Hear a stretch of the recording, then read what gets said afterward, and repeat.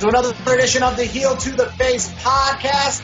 Brandon, are you going to be jumping on the cruise ship of SummerSlam with me? Yeah, a hard pass.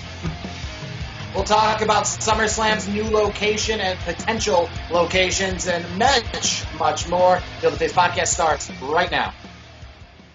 So silence your cell phones, hold your applause, and tune into the truth. Oh, you didn't know? Your ass better call somebody. Getting beat up by 9 guys in Syracuse, to me, there's not a whole lot of shame in.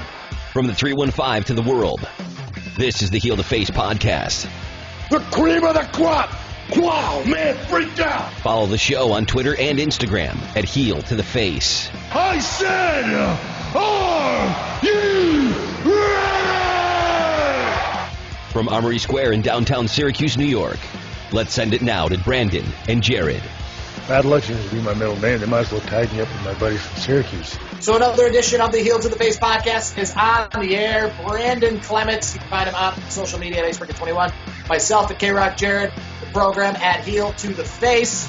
We're on Apple, iTunes, those are the same thing, YouTube, wherever you find your podcast. So without further ado, let's just get into it this week. We'll talk the SummerSlam location. They are currently right now still looking for locations. You said last week, 99.9% that it's going to happen at the Performance Center. But according to WWE, they're not permanently set on not having it somewhere where either there's a crowd or it's different. Which of the scenarios would you like of these three? A beach with nobody, a cruise ship with nobody, or Bristol Motor Speedway at 25% capacity? Bristol Motor Speedway, 25% capacity. That is the only answer that makes sense. I think WWE is going to do kind of a beach thing or a cruise thing. I mean, I did say 99% last week. I just think they just leave it a be. Like let's not just kind of drop, a bunch of money and go on a site and do something cool without fans. I think it just defeats the purpose. It'd be like doing remember the Jericho Cruise that we talked about on previous episodes a while back? It'd be like having the Jericho Cruise with no fans.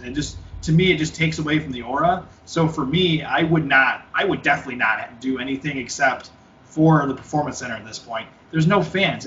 I don't see the point in it. I mean, Bristol would be cool. I do like the Performance Center. It's wearing out its welcome. You're going to have no fans, so I like the switching it up. I like the putting it on the beach. I like the putting it on a boat. I like doing something. And the fact that it's SummerSlam, that they're not just doing this with, like the Money in the Bank scenario, that was perfect to me, even though the match maybe not was the best. But I just like the concept. If there was ever an event that was going to happen on a boat or on a beach, because, it would be SummerSlam. We saw Bash Beach back in the day on the beach. There was obviously fans there. But, it keeps with the theme, and it kind of distracts us from the fact that there's no crowd. See, Continuing on my... Why go crazy with, putting on this really awesome event in front of nobody? You know what I mean? I don't have to put it on for television. You're looking to appeal to more people on TV than you would in person. Yes, they're not going to have the 20,000 people at the TD Garden in Boston, but they're hopefully having 1 million people watching on television. So you do want to make it unique. WrestleMania sucked this year, whether I was going or I was going to watch it on TV. And continuing on the WrestleMania Revenge Tour that I'm currently on, there's 2 elements that I want to add to that.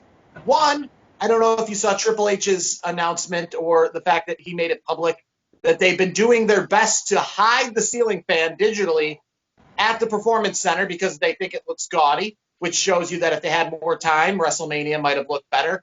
And also the fact that Stephanie McMahon revealed that Metallica was scheduled to perform part of The Undertaker's entrance at WrestleMania, which, to me, WrestleMania, what it seems like it is.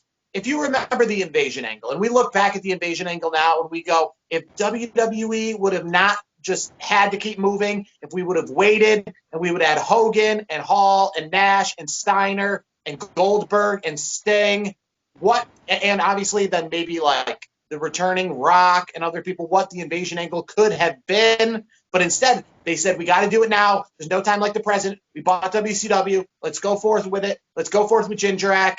and Sean O'Hare and WCW guys that are currently in WWE, like Booker T and the Dudley Boys, and let's add some ECW guys in there because we don't have enough WCW people, and do this angle right now. And that's what I think we're going to look back on this with WrestleMania. Obviously, the fact that every pay-per-view has gotten just a little bit better. And to me, if SummerSlam is on a boat, it's better than the Performance Center. I'm sick of the Performance Center, even though it is looking better all the time, obviously, with the digital enhancements and the adding of the crowd. It's just obviously making WrestleMania look that much worse because they had to jump the gun, had to have WrestleMania then, which makes it look like the worst of all these shows because there was no preparation at all. It was what we see for Monday Night Raw, minus fans, with the ceiling fan, without the crowd noise, as the basic, most bare bones of all the events since they've started this thing. I'll say this. I'm going to take a page out of your book from previous episodes. I think they should just kind of stop where they're at this point with WWE programming. And I mean, AEW I think is doing a good job, but that's the reason why WWE is not going to, rerun old pay-per-views because AEW is doing such a good job. But I think as a whole, it's just not having the wrestling fans there. The longer it goes, the longer it's making me stir crazy because I think having the fans, whether it's wrestling or any other sporting event, it just makes the event just that much bigger. And when you mentioned Metallica, like, you know me, I'm a big rock fan, and having Metallica perform, that would have been phenomenal. That would have been sick. So maybe that's why they had the Metallica song at the end of the Boneyard match. That was going to be the song they were going to use during the Undertaker entrance at WrestleMania. And that's what I try to equate to, because people say, with WrestleMania, I heard it over and over again, and I tried to defend it over and over again. WrestleMania was just WrestleMania without a crowd. No.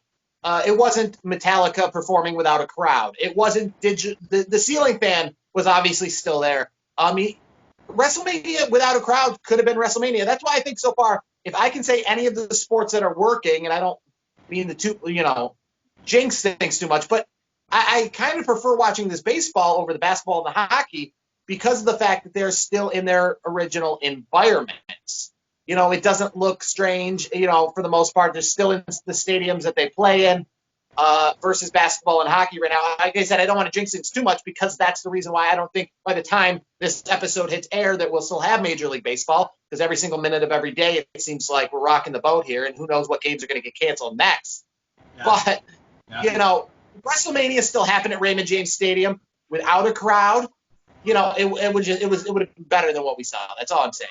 But a new announcement made today, speaking of taking a break, and that's probably what I think first and foremost is that they should be taking a break. That'd be my number one. Right, the solutions we're talking about right now are the number two solutions, are the plan Bs.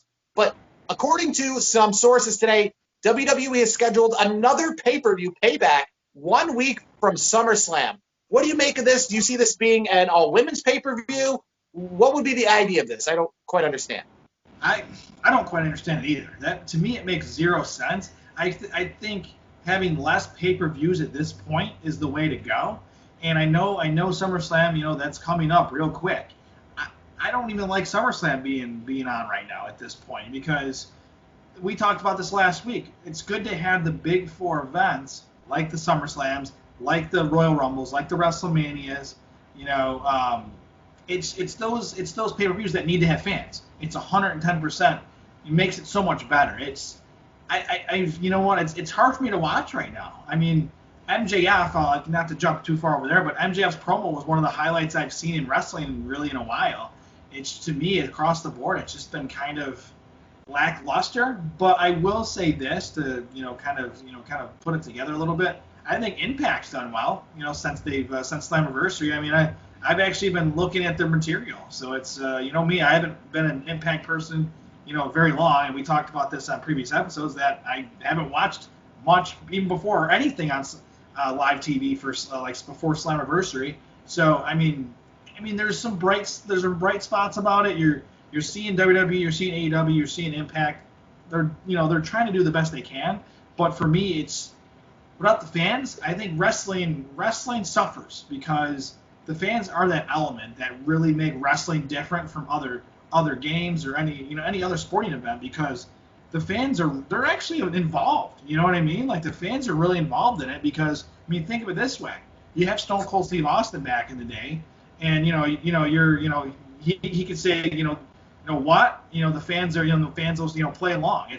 It's cool because not any other sport really does that. So for me, having fans, fans make the good guys, fans make the bad guys. We obviously saw that with Stone Cold Steve Austin. The clear example of that, fans made him. I mean, right now, that's the problem we're having a little bit is, with the Matt Riddles jumping up to where they are right now, or the Drew McIntyres having their very first title reigns without fans, it's hard to really judge where they are in terms of fan support without fans there. Right now, I'm kind of wondering, if fans were there, where would Drew McIntyre be? Would he still be the hottest face right now? People still excited to see him win, coming out as champion? Would people start to give him the Roman Reigns treatment? Would they start to be a little tiresome? Matt Riddle, now that he's on the main roster, would people be excited about that? Would they be annoyed, getting a little tired of him?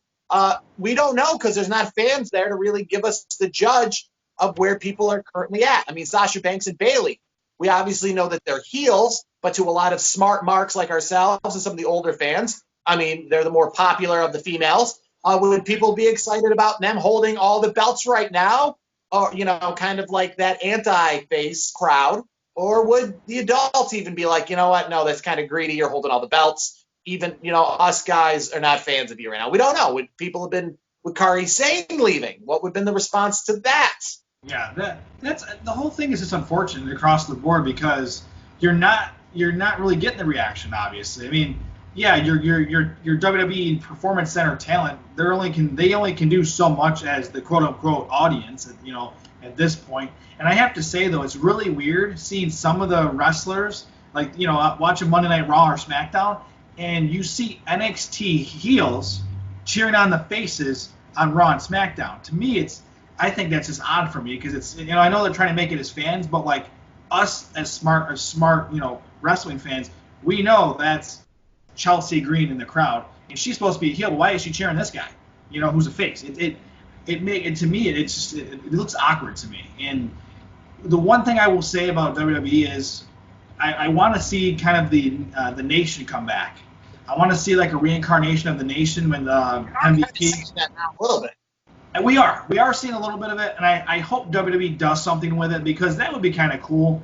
But I'm wondering who's going to be part of it. I know we got three guys in it already. We got MVP, you got Bobby Lashley, now you got Shelton Benjamin, who by the way he's been criminally underused and underutilized as a whole ever since he's been back. Like Shelton Benjamin is one of the best performers in the last 20 years. I mean, we've even talked about his spot. I think it was it Shawn Michaels on the opening match of Raw like years back. Yes.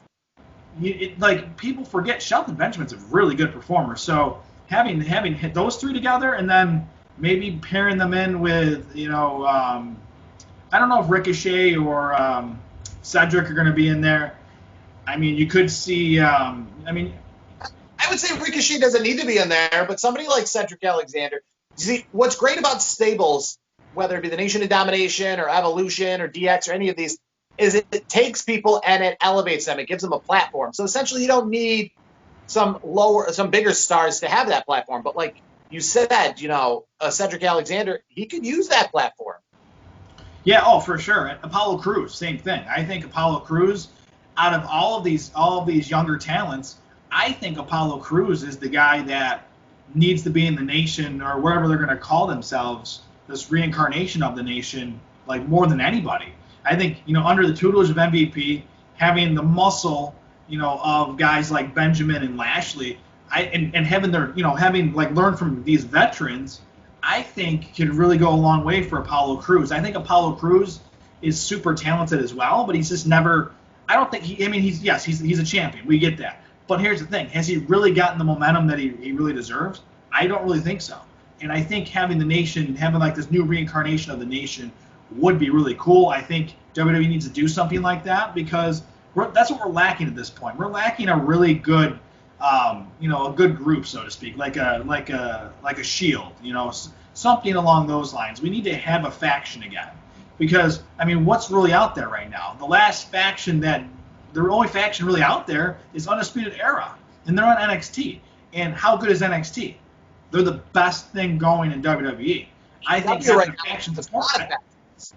That's the thing. I mean, look what happened to Sanity a few years ago. We were talking how they should get a major push, and now you look in 2020, and you got Eric Young. He's over an Impact now. It's like to me, it just makes zero sense. I think what was unfortunate about Sanity is they shouldn't have never gotten called up. They should have stayed in NXT because they crushed it in NXT, but they got the call up, and then Vince and the rest of the cronies on Raw and SmackDown, they didn't know how to use them. They, like in Eric Young, and I know we're going to touch that in just a second. Eric Young has he had a very good relationship with Triple H. We all know that, and that's well documented. I've read the articles. I've read what he said since leaving WWE. It was Sanity and his character as Eric Young really took a punch in the gut, so to speak, and obviously Sanity disbanded because of the promotion up to the main roster. If they would have been in NXT, I bet you right now that Eric Young is not an Impact right now. Tell me I'm wrong. Yeah, no, I mean, because NXT right now, even though it's the WWE developmental brand, it's obviously much higher than that because it's on national television. I mean, NXT is obviously drawing higher ratings than Impact Wrestling. So, I mean, it makes it a bigger promotion than Impact Wrestling. So technically you're getting more TV time if he's in Impact Wrestling. Let me ask you or this. NXT. Really quick, speaking of Impact Wrestling, I was reading and I listened to some podcasts recently where the Good Brothers, between this alliance with Impact, New Japan, they're actually going to make more money than WWE. I mean, do you think that's true? I mean, I just haven't heard anybody ever really beat out WWE for that kind of, like, money wise. I think it's possible. It depends on who you are, but I think it's definitely possible for them to do that because I guess the deal is, and this is probably true with a lot of people, you get to maybe be your own manager and you get to keep more of your money. If you're doing Ring of Honor, Impact Wrestling, and New Japan Wrestling, and you're kind of going between the three, because New Japan and Ring of Honor have an agreement. If New Japan and Impact have an agreement, I imagine you can wrestle for all three. I just feel there's less middlemen involved. And again, it depends on who you are. I mean, they wouldn't be leaving. All these people wouldn't leave WWE to go elsewhere if there wasn't more money involved. And I think this could finally be something that is a real big deal for Impact Wrestling, the fact that they're joining alliances with New Japan Wrestling. And it's a perfect time for them to do that because Ring of Honor and New Japan Wrestling had that alliance, and you got the Cody Rhodes, you got the Kenny Omegas, you got the Young Bucks, you got them to where that they are because of that cross-branded alliance. But now AEW has taken those guys away. So this Impact and New Japan alliance could help Impact Wrestling because you could have these dual-branded stars that we see more often because we'll see them if we don't watch Impact. We'll see them in New Japan. We'll be able to follow them more closely. And you might have some New Japan guys come over to Impact. You might have some of these championship matches, these Okadas on Impact Wrestling, pay-per-views, etc. But also next year at Wrestle Kingdom, when we watch our 1-year anniversary of New Japan Wrestling every single year, the one time we watch it, we'll be able to check out Eric Young. We'll be able to check out the Good Brothers. And the good thing is, too, I think the biggest perk of the Good Brothers, specifically being a part of New Japan Wrestling, is here. And here's where the money lies. The real resurgence of the Bullet Club. Yeah, I think you're right. I 100% agree because the Bullet Club isn't what it used to be, and I think having Anderson and Gallows, working with New Japan again, I think is going to do wonders for the club, the Bullet Club. I think it's going to be fantastic. Finance comes with the merchandise. Yeah, of course. You're gonna. I mean, they can make some serious cash. And the thing I'm wondering though is, does Impact really have that much? Do they have deep pockets? I mean, do they have like the I don't think they have the Vince McMahon kind of money, but I mean, what kind of? I mean, do you think Impact has a lot of money at this point? I mean, obviously they're no longer affiliated with Dixie Carter. She was the one that kind of had the money, but she also was the one that kind of, drove Impact Wrestling, in the toilet for a while as well. A lot of people don't have a lot of good things to say about Dixie Carter. AJ Styles, one of them. In fact, he said it publicly on Twitter recently, kind of talking back and forth about Impact Wrestling and TNA and his time there.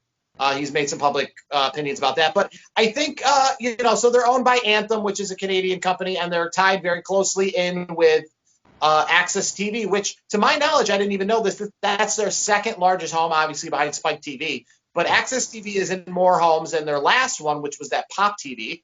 as well as the fact that they're on a channel called Pluto, which I'm not too familiar with, but apparently is a big channel internationally. So it's helping them get some eyeballs all over the world.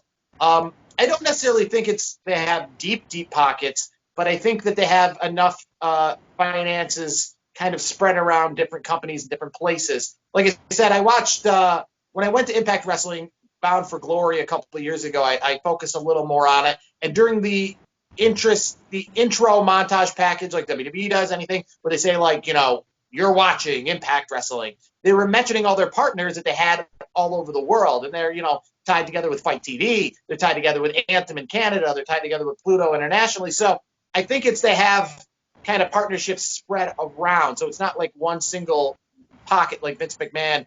It's the kind of diversified.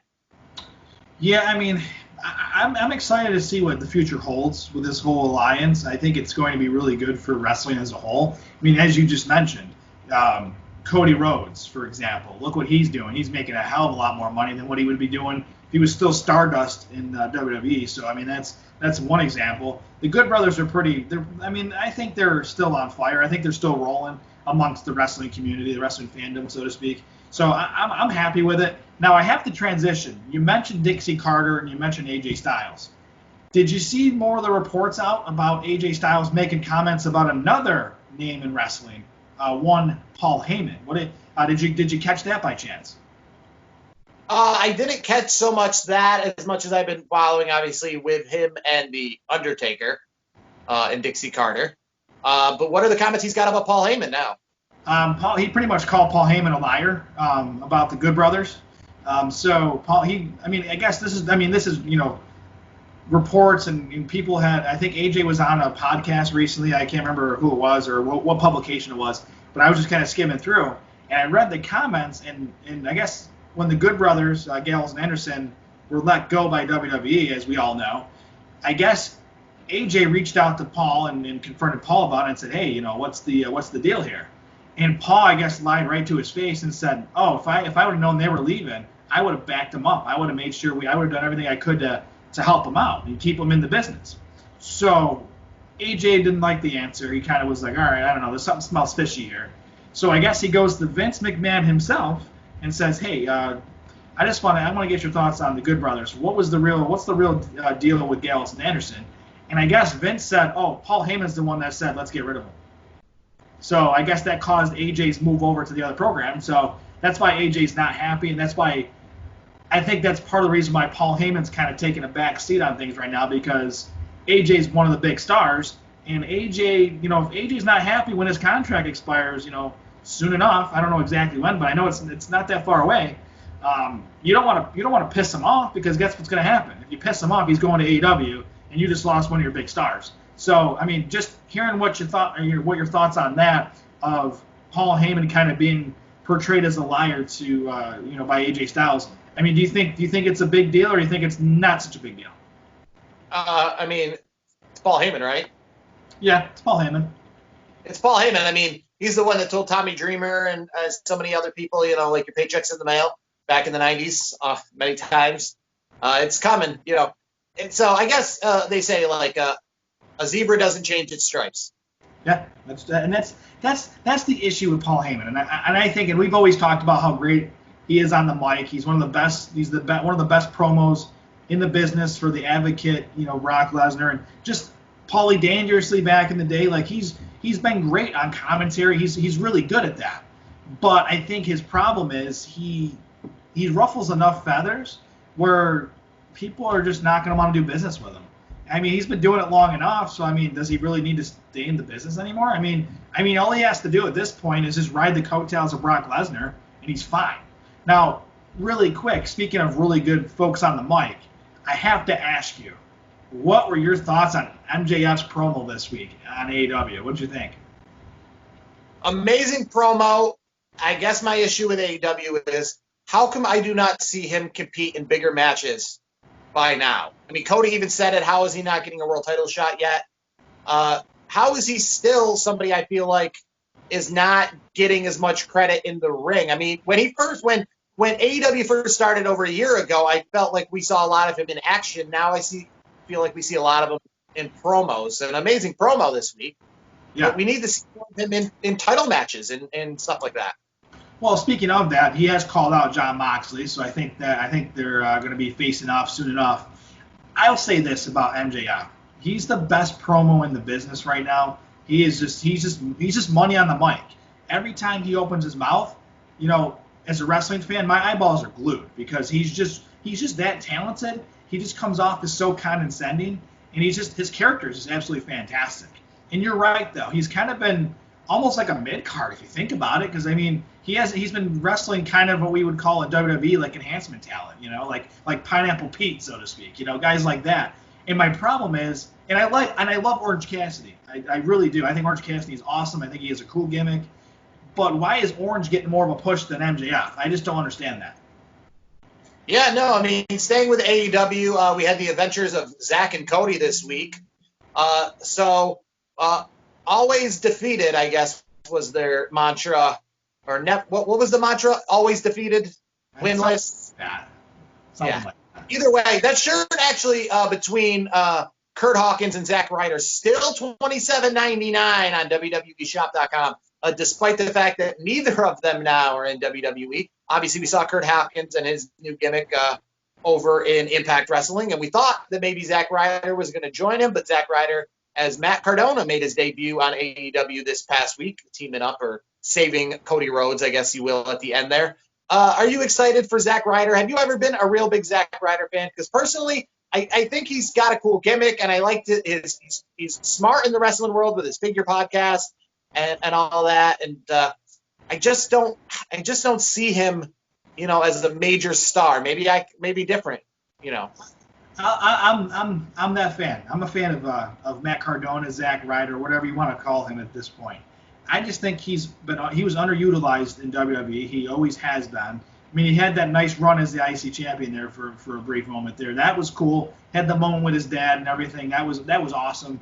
I think he's always been over with the fans, and the fans have expressed that when he got the IC title. That was a great pop. And every time he wrestled and he won a match, there was always good pops. So for me, he just was never utilized properly. I don't know if he pissed off somebody in the back, but he was always kind of a laughing stock or an afterthought in WWE. So seeing him debut on AEW last night, I thought it was absolutely fantastic. I thought it was cool because we were expecting him maybe to take the challenge maybe next week for Cody's TNT Championship or something, because we saw Warhorse this week, which that was a pretty good match. But Cardona he's really good, and for me, his ceiling is main event star. I think safely, if I was a safe betting man on Cardona, I think he's a high-level mid-card, and that is fine with me. That just enhances the level of competition in AEW. I think it's a great signing, and I think he's going to do some really good things in AEW going forward. Cody Rhodes says he would like to have another matchup again with Nick Aldis. If Nick Aldis was to go to AEW, would that be the official end, if you will, of NWA as it is right now, or do you think they could survive? Right now, obviously, they're on hiatus. They're not producing new content. But Nick Aldis is currently their world champion. Yeah, I think it would be a major blow for Power, NWA Power. I don't think it'd be good. But the thing with AEW is he could show up, wrestle Cody, and then go back to NWA when things open up. So I mean, if he went full-fledged AEW, then yes, I think it'd be a major blow to NWA. So I don't know if he's going to show up for those TNT Championship matches. I don't know. Actually, speaking of somebody for the TNA Championship, I'm not gonna lie. I've been seeing a little bit on Twitter, a little traction of former Crime Time member JTG. Talking to Cody about doing, potential match. I think it would be cool to see JTG back, on the mainstream wrestling scene. But for me, it'd be really weird for me because, there's no Big Shad. You know what I mean? So what are your thoughts on that? Do you think it'd be, you think now or, in the next few weeks would be a good time for JTG to pop on the scene without his late friend Big Shad? Yeah, I don't think that should mean the end of his wrestling career. No, do you think it's a good time? Do you think I think it would be a time where it'd be most noticeable. Yes, you want to strike while the iron's hot, and obviously with the whole Crime Time thing being, in the news more recently. Yeah. It would be a good time for JTG to kind of hit the scene. Speaking of Shad, though, I actually watched a recent interview with Muhammad Hassan, formerly Muhammad Hassan, now Mark Kapani. He was doing the interview live from his house in the central New York area. It was on the Chris Van Vliet podcast, and he was, if I'm saying that right, Chris Van Vliet, he's the one who does interviews with everybody. Yeah. But he was saying that he was actually in the works, and they already created a few graphic novels, him and Shad Gaspar, and they actually held off the release of the first edition of the graphic novel that they made together because of the COVID issue. And now they're holding it off a little bit longer with an actual tribute edition that's going to kick things off to Shad originally. Or, it's going to be like a precursor to this graphic novel thing coming out. So I didn't realize, but Muhammad Hassan and Shad were actually working together on this graphic novel. And a fun fact for you about Muhammad Hassan, after his WWE days, and after, obviously, he was out to LA, he tried the acting thing, he admitted that he moved back to Syracuse, got a 9-to-5 job at the UPS warehouse, working for UPS warehouse in the central New York area. So not the fact that a guy who fought Hulk Hogan at WrestleMania at one time lived in Syracuse, that's cool enough, but a guy who fought Hulk Hogan at WrestleMania could have very well been working beside us after that fact that he had already wrestled Hulk Hogan. I mean, imagine bringing that to your workplace. I mean, I kind of think sometimes I've worked a few jobs a little over my pay grade with a college education. Hey, I got a 4-year degree. What am I doing here? I guess what do you do with your coworkers when you're working back of a UPS truck when you're saying, 2 weeks ago I was fighting Hulk Hogan and The Undertaker, and here I am back in Syracuse, New York, loading a UPS truck. Isn't that? I mean, imagine that. I mean, and as we know, the UPS facility it's not too far. It's just in East Syracuse, so it's right down the road from downtown Syracuse, where we normally record, and hopefully we will record at a future date. That's just cool to hear that. I thought he did well for the time he was in WWE, and to have even any sequence, any match, anything with Hulk Hogan, that's just cool enough. And imagine being one of the students at the school locally, just running into him and saying, "Hey, that must have been cool to hang out with Hulk Hogan," A lot of his students now, though, and it's kind of shows how old we are, but a lot of his students now weren't even born or were about to be born during his run, so nobody saw his run firsthand. I was at a few of the shows of his run firsthand. In fact, his very final show in WWE. And the rumor was actually that he was supposed to beat The Undertaker before the whole thing happened and go on to SummerSlam and actually win the championship belt from Batista. That obviously never transpired. But wow, how different the world would have been if it wasn't for, just a few little things here and there that obviously went from him being champion to him not even being in wrestling. Yeah, I mean, you know what, and good for him though. It seems like he has a pretty comfortable life, upstate New York. So I'm happy for him. I'm gonna have to check out the full interview. That just hearing bits and pieces from what you're saying, it sounds like it was a pretty solid interview. So we're gonna close things out. So WWE Shop has recently reintroduced the Damn shirt. You can pick it up for I think $27.99. So that to me it's just, there's a few wrestling shirts out there that just I think are dumb. And yeah, the Damn thing is cool when you're at a wrestling show. But when it comes to actually merchandise and having to have owning things, I guess, seems kind of a waste of money. So I'll ask you, what is one of the dumbest wrestling shirts or merchandise items you have ever seen for sale? Ooh, that is a good question. Where you say, I love wrestling, but I mean, I'm not wasting my money on this. Some of the Cena shirts, I think some of the Cena shirts back in the day weren't so nice. I did like some of the Chain Gang shirts, but I thought some of the Hustle, Loyalty, Respect shirts weren't that great. I think the biggest waste of money, not even just T-shirts, but just merch, would be the towel that you get, that his Never Give Up towels. I just think you can make it yourself at like a Holy shirt place for a lot cheaper. Well, let me ask you this: What is your worst shirt? I think it's a tie. I think the shirt that says $9.99 on it was probably the worst. I mean, that was pretty bad. But I guess historically, I think it was the HLA shirt. If you remember HLA, Eric Bischoff back in the day. Monday Night Raw, hot lesbian action. Oh my God, yes, yep. As soon as you said hot lesbian action, I remember that now. The HLA shirt had like a silhouette of two women like that you see on the back of a truck, and then it just said HLA. And I guess my thing is too, wrestling is not as popular as the NFL. It is not as popular as who the president of the United States is. It's not like where you can say specific things. To wrestling fans, yes. But how often are you going to walk in a Target or a Kohl's and run across hardcore wrestling fans? So if you spend $30 on a shirt that says HLA, I mean, that's a pretty niche wrestling shirt, or the shirt that says $9.99 on it. I mean, again, we know that, but I mean, I have a WWE bumper sticker on my car and it says WWE because to me, there's certain wrestlers I like, but because their gimmicks change so often, you're not really a fan of them like you are sports teams. You are a fan of the whole product. And because, if I had a Triple H or an Undertaker big evil sticker, that's not just the Undertaker. That's the Undertaker specifically between these years. Or like you say, the hustle, loyalty, respect. That's not just John Cena. That's John Cena specifically between these years. Yeah. That's what makes some of their merchandise kind of gimmicky and pretty bad. Like I said, the $9.99 is to Canada, it was never $9.99. And I mean, what, $9.99 on a T-shirt? That's ridiculous. I got to take that back. Something worse than the John Cena stuff that I mentioned earlier would be those thank you taker shirts after he didn't retire. I think that would be one of the worst shirts because it's like buying it'd be like saying like the Patriots when they lost the Super Bowl, you're buying a Patriots Super Bowl championship shirt. To me, it just makes no sense. You know what I mean? So the thank you taker shirts is the shirt.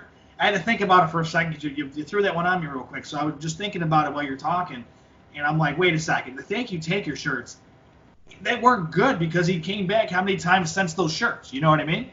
Yeah. And those shirts actually made a resurgence after the last episode of The Last Ride. Of course. And yet I still won't buy one just yet because, I mean, AJ Styles is still calling his ass out. And actually, one last thing. I have a Velveteen Dream T-shirt that I don't wear anymore. So, I mean, with everything going on in the world, do you think Velveteen Dream is coming back to WWE, or do you think he's done? I don't think Velveteen Dream might be done yet. I'll give him, we were talking last week about the Rich Swann situation. I mean, I guess we'll see what transpires with Velveteen Dream. But I don't think he's too young. I think even if he has to take a hiatus for a little bit, I don't think his wrestling career is done. Maybe in WWE, but I don't think his wrestling career is done. And one last thing. How do you feel about Sammy G coming back as quick as he did? You think that was well played by Tony Khan and company? I don't think he should have been really gone because what we talked about before is this was from a long time ago. So how long should a suspension have been for something that he did a few years ago? Yeah, exactly. And I think what happened was that short hiatus was for him to kind of save face, I guess, and do the sensitivity training, deal. And I think once he completed that and then had an evaluation, I'm sure done, something like that, that's when he came back. For me, if the things with Velveteen Dream come to fruition, that what he did was, everything that's been out there or reported on Twitter and social media, that's true, then yeah, get his ass out. But if it's all just some BS and it comes to fruition that he didn't do anything wrong, then I hope WWE, would give him a chance and get him back on, because when he's wrestling or when he's cutting promos, he's one of the best in the business. And it would be sad either way to see him either get in trouble with the law with everything that's been out there, or just not being used because of something that happened, and he's getting the Rich Swann treatment or the Enzo Amore treatment. You know what I mean? And I think he'd be perfect for the nation. Agreed. I am 100% with you on that. All right, so that's going to do it for this week's edition of the Heel to the Face podcast. For Brandon Clements, myself, K-Rock Jared, that's where you can find me on social media. The show at Heel to the Face. Make sure to follow us next week as we'll talk all things in the world of professional wrestling. Till then, adios.